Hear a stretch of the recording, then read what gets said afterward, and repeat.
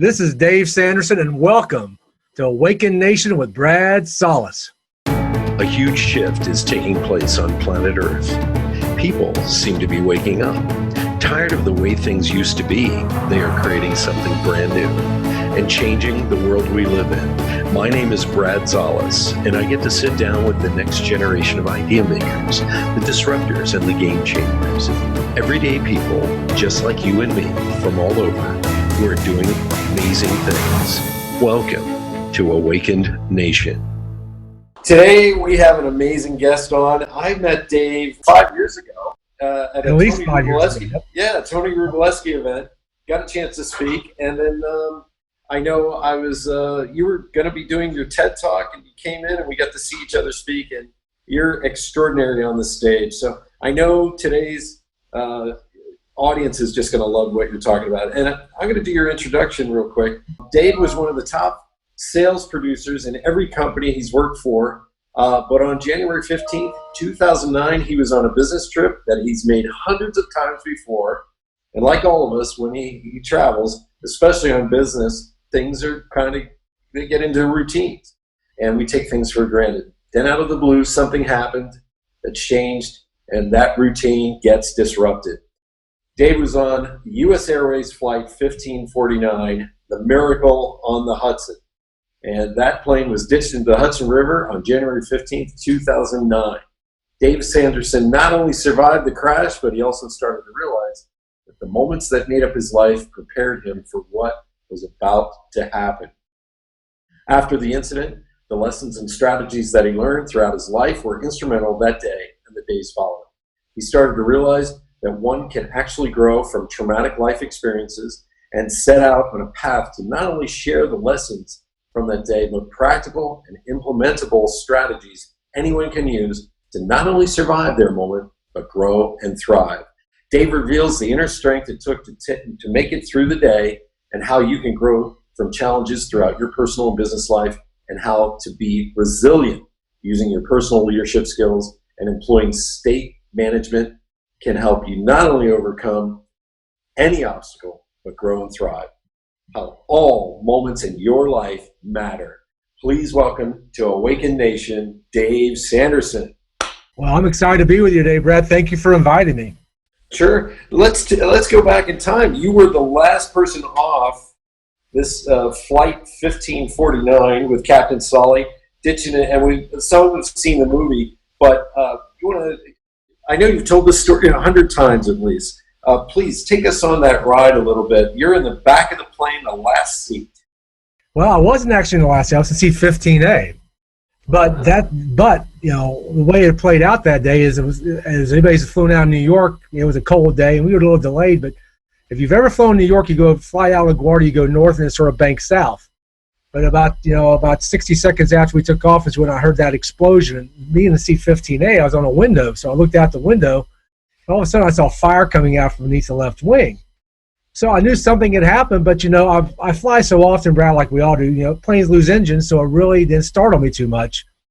But as we started banking a different way, I'd never felt that bank. All of a sudden, I looked up and looked out the window, and I saw New York. Then I saw the George Washington Bridge. I've never seen that before from that angle. So that's when I really started thinking something's going on here. But until the captain said his famous words, "This is your captain, brace for impact," I really wasn't that startled. But once he said that, and that was right before we hit going over the George Washington Bridge, that's what got my attention. Because as we crossed over that bridge, and if you've been from the New Jersey, New York area, the bridge is about 600 feet up, and we were at about 1,000 feet. So we cleared it by roughly 400 feet. Wow. He was going down over the bridge, and as I looked out the window, people's faces were looking up at us, and all of a sudden, like, whoa, something's not good. And that's the moment I really realized something's bad's happening, because all you could see in front of you was the Hudson River, and it was going really fast. And that's the moment I tell people that was the moment where you sort of get yourself together. And people ask me, Brad, all the time, what was the last moment like?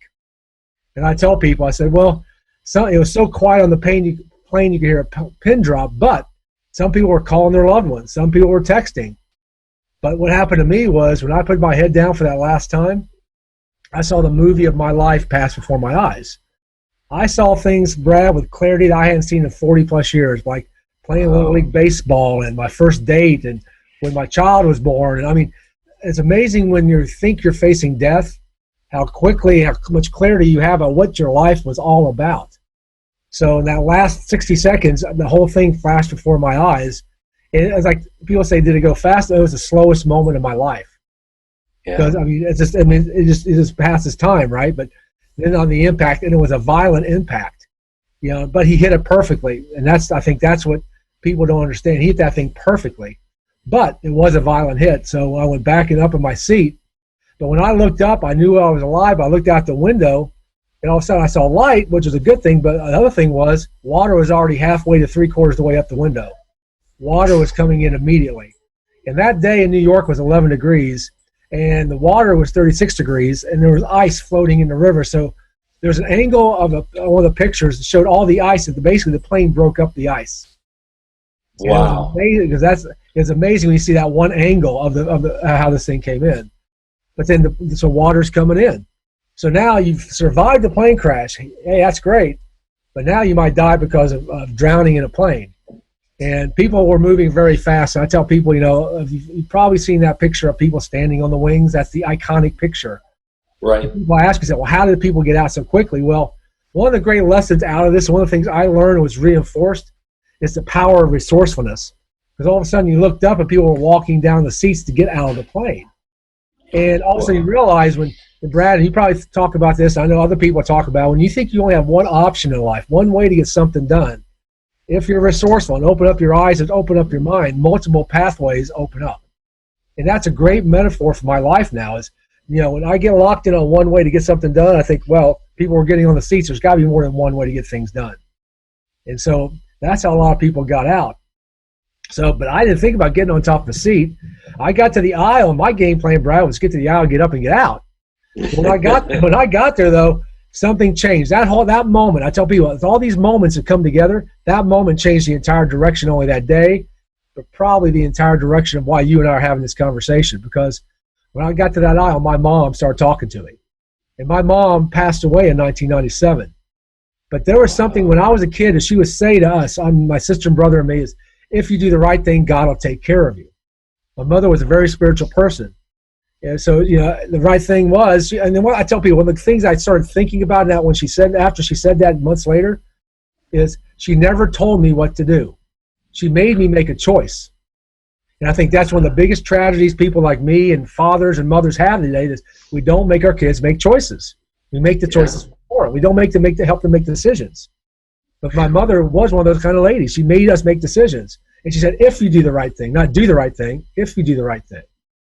And so the choice I made is to go back and help other people. And I just climbed over the seats towards the back, got behind everybody else and started making my way out. And at the back of the plane, water was about chest level deep. And based on the impact, some of the bins had broken open. So the luggage is floating in the water from underneath the seats and all over the place. And it was dark, so you're trying to feel your way out. And the first light that I saw was on the right side of the plane. So I was getting out just like everybody else to get on the wing. But when I got there, I looked out. There was no room on the wing. It was already filled up. There was no room on the boat. It was already filled up. And that's why I was inside the plane for over 7 minutes, waist deep in 36-degree water. And that's how I became the last passenger out of the plane. Wow. And for those of you who don't know Dave, you're a tall guy. You look like a linebacker, And so when you're saying that the water's up to chest deep, that plane was sinking. And it went down in 24 minutes. It went down, the back end went down in 24 minutes. I remember that day. It was freezing in New York that day. It was bitter cold. And when that happened, camera crews were out there right away, almost live. Yeah. And I remember thinking, how do you stand in that water? Because I was a Boy Scout, and I've fallen in the water, and I can tell you, it shocks your system like that. Yeah. It's amazing. So tell us more, because I remember seeing the pictures. I remember that there was a fireboat or a cruise line that was there right away. New York Waterways. Yep. Yes. Tell us some more about this, because this is an incredible, powerful story of survival. Well, yeah, I think so. This is where everything starts coming together, because now I'm hanging out of the plane. And fortunately for me, someone took a picture, and it was on Good Morning America, me hanging out of the plane, holding on to the lifeboat. So, I saw the picture. That's the one that really started coming to me, because the ferries were there in less than 2 minutes. And I said, that's the power of a miracle. All of a sudden, things start coming together, and people are being rescued in 2 minutes. But I could still get out on the wing. So what happened was about 6 or 7 minutes later, and I'm holding on to the lifeboat because if the people who are listening don't know about New York and New Jersey, the Hudson River's got an extremely fast current. The plane was floating down the river about a half a mile in that 24 minutes, and that lifeboat was floating out into the river. And they, like I and probably you and everybody's listening, no one reads the brochure in there, right? No one knows. If you read it, you find out that little lifeboat is tethered to the plane. But they didn't know that, so I was holding on to this thing, but all of a sudden I felt the plane shift. And I didn't know what happened until later. And when I found out later what happened was, as one of those tugboats were backing out and the ferries were coming in, all that activity was going on the right side of the plane. All of a sudden, one of those tugboats hit the front of the plane as it was backing out, and it shook the plane. And one of the things that doesn't get talked about a lot, and I now talk about it, because I think it's extremely important to find about the power of teamwork, because if you look at the picture that I show of me hanging out of the plane, there was no crew on the right side of the plane. All the crew went out the left side of the plane. So the right side of the plane was totally managed by passengers who had zero training. But what you find out is leaders step up. When people check their egos at the door, leaders do step up. And you don't need specific training in a situation for leaders. Leaders just take control, give direction, and get things done. And that was one of the greatest lessons of leadership that I was able to participate in. Because all of a sudden, we had no crew, so people were giving direction. So when that plane shook, all of a sudden I'm thinking, man, this thing's going down. I got to get out of here. And I tell people, that's why I stopped. I always thank my mom and dad, because they didn't give me swimming lessons from the Boy Scouts when I was a kid. I may never been able to get off the plane. And Brad, after I thought about that moment a few years ago, what happened to me is I was actually speaking to a Boy Scout organization up in Connecticut. And this came to me right when I was sitting there ready to go on stage. I said, I was thinking about my Boy Scout experiences, right? Sort of getting that mode, right, before you go on stage. Yeah, exactly. And also I thought about when I was 12 years old, and I was in Boy Scouts, and I was going after this award, this recognition called Order of the Arrow, for camping and orienteering, right? It's a very high-level camping and orienteering award, is where your dad drops you off when you're 12, says, I'll see you in a couple of days. You're with a bunch of guys you don't know. And it's like Survivor on steroids, because you're doing all these activities over a 2-day period. And they give you this big old piece of wood, and you got to whittle it down to a shape of an arrow while you're doing all the activities. It's a very mentally and physically challenging situation. Yes. But as we were going through these activities, one of the activities we had to do is we had to cross a river to get to the next activity. And yes, I tell people, this was in Delaware, Ohio. So yeah, I said you could walk down the river and you could cross the bridge, but we're 12 years old. What are 12-year-old boys going to do? We're going to jump in the water, swim across it so we have more time to do our stuff. Right. And that's what we did. I said, was that the moment when I was 12? It was going to give me the certainty to make the decision that moment that I was going to do. That moment changed everything, because that's when I jumped in and swam to the closest ferry I could find. And it was into that wing, and that wing's approximately 10 yards. And that was the longest 10-yard swim I've ever had in ice-cold water with my clothes on. And the other part of this was this. The people and how I talk about it is, now there's jet fuel is leaked out because of the impact. I got jet fuel in my eye. And that's why I now wear glasses, because when I got back to Charlotte and I went to my optometrist, they looked at my eye, did my eye check. There are little black spots in my left eye. And they think it's the jet fuel that got stuck in my eye from that swim. Yeah. But that's Wow. how I got off the plane and got to the ferry, and the rest is history. Well, you were drained by the time you swam to the edge of the boat. You almost sank like a rock. They had to pull you out. I couldn't climb. I could not climb. Yeah. So 2 guys grabbed me. I tell people, it's amazing. 2 guys just grabbed me and pulled me. And, like you said, I'm not a small guy. I'm a pretty big guy. I've been in the water for over 7 minutes. I'm drenched, right? I couldn't help. I said, I don't know how these guys must have been Hulk, right? Because they got and threw me over the side, man. It's like they got me. But all of a sudden they yelled, "Get up, get up, get up!" And all of a sudden I got up. I'm like, man, I made it. I'm thinking, I made it. But that was my moment, because and you talk to EMTs or firemen or firefighters, they'll tell you can go all day long on adrenaline, but when the adrenaline's gone, you can't feel anything. And I was so cold. I can't explain how cold 36-degree water is for an extended amount of time. That's when it really hit me. It's like, man, I may not make it. I may die of, frozen in hypothermia. Well, at first it shocks your system. Then you go numb. Then you aren't feeling anything. And then your brain, time starts to get really weird. Right. You don't remember events. You're ready to go to sleep. You want to go to sleep. Yep. And all of a sudden, they pull you up. They wrap you in blankets. Did they rip your suit off or anything? They did not wrap me. They did not have any blankets on the ferry. So I was on the ferry, and I tell people, I think I was hallucinating because I was like, I didn't know what was going on. We got to shore. I went to New Jersey, and there were 3 people that picked me up and carried me to the triage center. And that's when they stripped my clothes off, and they left me on the floor, basically in my underwear. So I'm in my underwear, right? I don't know what's going on. And I looked to my left, and there was a gentleman sort of like me, but over on the right, there was a lady with no underwear on at all. And there were 3 people sort of naked on the floor. I tell people, everybody's, when you're naked on the floor, everybody's looking at me, nobody talking. It's like really weird. It's like, I was just in the water, now I'm naked. What's going on now? But this is where it became real for me, Brad. This is the moment. So when someone came up to me and he said, I need your name and date of birth, and he wrote on this card, and he wrapped it around my right ankle, and he walked away. He didn't say another word. And the way I associated, right, the only thing I could associate was, because I grew up in the 70s, that TV show MASH. When they tagged you go, right? Yeah. It means you're dead. So my association was, I'm dead. I said, it's like the movie Ghost. I said, it's true. All I've been doing is watching this whole thing. I didn't make it. And I'm just watching my life go away, right? But fortunately for me, an EMT came and took my blood pressure. And that's when I found out that it was a 190 over 120. And that's when the game is on. Because now Dave is going really fast, and they're moving very fast on Dave because things are getting out of control now physically for me. So you wound up in the hospital, and the mayor came to see you, a bunch of other people, the news came to see you. I had a lot of dignitaries from the governor all the way to, Governor of New Jersey, New York State Police, New Jersey State Police, Homeland Security, Director of Port Authority. I mean, ABC, CBS, Fox, all the channels came. It was a cornucopia of nuts. I mean, it was just people all over the place, right?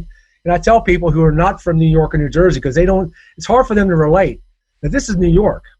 This is like the media capital, at rush hour, plane crash, all in one place. And I tell people, if this happens like in Omaha, you're going to get some people coming. Right. But nothing like this. People don't realize what was going on, because I lived in New York for 35 years.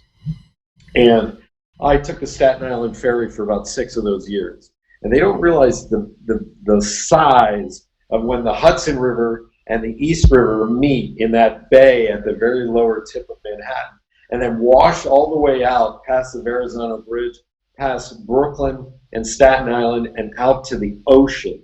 Yep. You literally can see the ocean from where you were. And that plane was probably a good half hour away from just drifting out to sea. And because current moves very quick there. Yep. And the other side of this is you have a lot of commercial vessels operating at that time of day. You have the firefighters are waiting to be on call. They're not out in the water at that moment. Right. The Coast Guard is not out in the water waiting for this to happen. So the luck of it all, kismet, whatever, chance, the good Lord watching out over us, you realize there's a cruise ship line there, the small cruise ship line. Some of the other commercial boats were there. They came out to help. Everybody was there. And I find this interesting. The crew went to the left side of the wing. And I think this is interesting because people say, well, why did they do that? Well, there's 2 reasons. One, balance. And number 2 is, where is everybody going to stand? And the captain probably knew intuitively, we need room for everybody on that side. We'll go on this side. Well, here's another distinction about that, Brad. So if you saw the movie Sully, you may have seen this, it was accurate, is the crew member that was supposed to be on the right side, she's the one that was in the back of the plane, got sliced when the hit, and some metal came up underneath the plane and tore the plane up and came up right through her leg. Yes. She was injured, so they got her out the left side of the plane. So that was a critical distinction likewise, because if she hadn't got injured, she may have been the right side of the plane. but she was injured, so they got her out. But so everybody else was exactly where they're supposed to be. The crew did exactly where they're supposed to be, except for her. It was amazing. So yeah, I think it's a testimony to professionalism, experience, because Captain Sullenberger is probably one of the best pilots there is, and it was proven because they always do the research to find out what was going on, and just in those moments. You and I have something in common, by the way, you just revealed. I also achieved the Order of the Arrow. Oh, congratulations. I have my gold bar to this day. Mine's back here behind me. Yes. Nice. And it's one of those secret groups within the Boy Scouts that you earn. You have to take a vow of silence to do it. Me, a guy who talks all the time for a living, that was really hard. But getting back to that, some of that training that we have in childhood, you brought that to bear on that day, believe it or not. That ability to lead, that ability to help yourself survive, because you help people off the plane as well. And now it has catapulted you. This is sort of one of these accidental moments in time where it has thrust you into the limelight. And you have not sat back on your laurels, my friend. The Red Cross was there that day, and I'd like to for you to tell our listeners your relationship with the Red Cross, because you felt incredibly honored that they were there, and you're giving back through their sponsorship, and they're helping you. And I think this is the most amazing part of the story, because you didn't just sit there and go, "Look what happened to me, I'm amazing, I'm awesome, yada, yada, yada." You are helping. And you're getting out there, and tell us a little bit more about that. Well, thank you, Brad, 'cause I appreciate you bringing that up, because that day I had 3 Red Cross experiences, starting at the shore in New Jersey to the hospital in Palisades, New Jersey, and then home in Charlotte. So I felt a very close kinship and relationship. But fortunately for me, the lady in Charlotte had survived a private plane air crash in Maine. So she and I had another level of relationship. So she and I became very good friends. So I was doing some things locally in Charlotte, but then she allowed me to do a talk for her group here in Charlotte. But someone from the national organization who lived down in, I think it was Fort Myers, Florida, heard me speak and invited me to speak at their national convention in Washington, D.C., which exposed me to everybody across the country, which allowed me to say thank you on a grand scale, which allowed me also to have them help me help them locally. So I've done over 168 events now for the Red Cross and helped raise over $13 million, because I feel that it's a way I can pay back and say thank you, not only for me but all the passengers and crew, because the Red Cross was there on both the New York and New Jersey side. They were there. They helped everybody. They were sort of the second. You hear about the first responders. They are the second responders. Right. They're there supporting the first responders. So I am very honored. So I do fundraisers, and lately the last couple of events that I've done, I've had flooding in the Midwest, and I had the opportunity, of course, now with my relationship, I have the opportunity to talk to the people who are in charge. And I talked to the lady in charge in Iowa, and she told me over 9 million people have been displaced. It's all about giving back. And if you focus, like Zig Ziglar said, you give out value first, it always comes back tenfold. It may not come back financially, but it comes back in a lot of different ways. Sure does. Dave, how do people get a hold of you? Your website and any connection information? Well, the website would be great. As always, like yours and mine are probably always under construction. It's there at davesandersonspeaks.com. But Brad, the best way to get in touch with me is LinkedIn, because I've been doing all of the things I do right now. I do a daily video with new content daily, because I want people to understand all these little moments. So that's at David Sanderson on LinkedIn.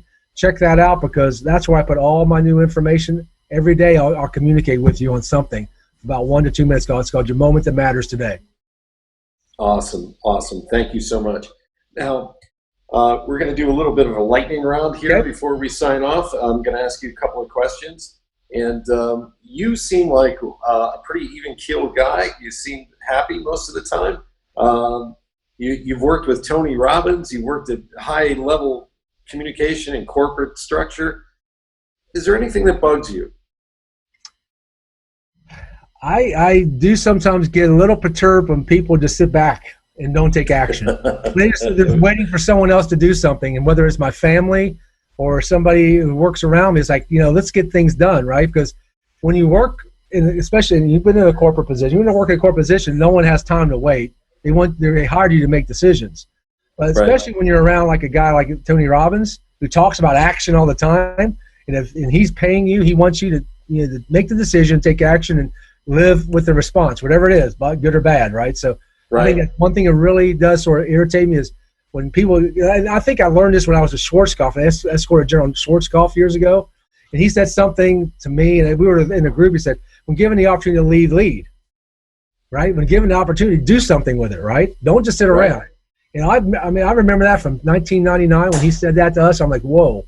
And this guy, 4-star general, he obviously, done pretty good for himself. Yes, definitely. The other question I want to ask you is, what is the one thing you love?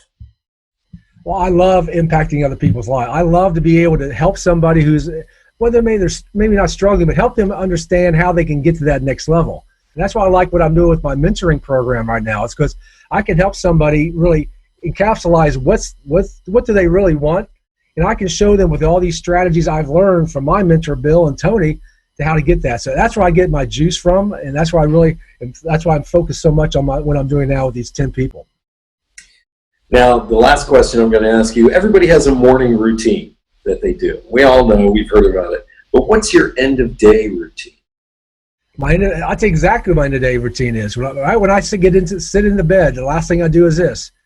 I have two things on my nightstand. First thing is my annual goal statement, and I read it out loud every day before I go to bed. Second thing that I do is I have a statement here about how good habits are the key to all success, and I read that every night. So before I go to bed, that's in the last thing in my brain is my annual goal, my one big annual goal, and the good habits lead to success. So the next day when I wake up, I'm going back into my habits to make sure I have good habits. Awesome. Why am I picturing you in Batman pajamas doing this? I don't know why. I was always a Superman kind of guy. I always had Superman pajamas, never Batman. There you go. Thank you, Dave. Thank you so much for being on the show today. Once again, pick up the book, Moments Matter. Now, can they get that on Amazon, or should they go to your website? If they went on my website, that's great because I can personalize the book for them. If they go to Amazon, that's great. They can get it in paperback and or Kindle version, and that's great. But if you want to personalize, please come to my website, and I'll make sure that happens for you. Great. Thank you so much. Thank you, Dave, for being on Awakened Nation. You take care, my friend. Thank you very much. I want to thank you so much for being a big part of the Awakened Nation movement. This is how you can help me and our extraordinary guests. If you guys enjoyed this episode, please share it out on Facebook, Twitter, and Instagram. And let's grow this movement by word of mouth. Our success will be because of you. Thank you, and see you next week.